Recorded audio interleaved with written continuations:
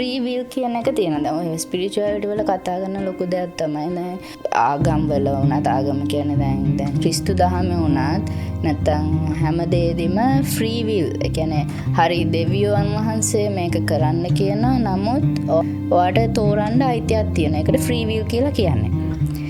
but අපිට තේරෙන්නේ නැති කැලක් තියෙනවා ඔගේ.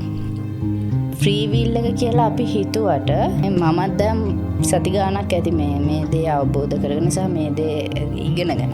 අපි ගමු දැන් මාකට් එකේ තියෙන දේවල් මොන හරි. දැන් අපි YouTube බලනවාද, Prime Video බලනවාද, නැත්නම් Netflix බලනවාද? දැන් ඔය ඔක්කොම දැන් අපිට අපේ ෆ්‍රී විල් එකෙන් අපි Netflix බලනවා කියලා අපි තෝරුවා කියලා අපි හිතනවා අපි තේරුවේ කියලා. හැබැයි අපිට තෝරන්න ඒවා අපේ ඉස්සරහට දීලා තියෙන හින්දානේ අපි තෝරන්නේ. again ඒක වෙන කවුරු හරි විසින් තෝරපුවා තමයි අපිට අර නිකන් මාළුවාට අර ඇම දාලා තියනවා වගේ ඇම ගණනාවක් තියෙනවා වෙන කාගේ හරි ඇජෙන්ඩාස් වෙන කාගේ හරි අවශ්‍යතා වෙන කාට හරි සල්ලි යන්නේ වෙන කාට හරි තමයි පොපියුලාරිටි එන්නේ වෙන කාට හරි තමයි මොකක් හරි වෙන්නේ අපිට අර තියෙන ඒවා අපි මොකක් හරි පික් කරනවා ඒකලා අපි හිතනවා අපි තමයි තේරුවේ හැබැයි ඇත්තටම කතාව ෆ්‍රී විල් කියලා එකක් නැහැ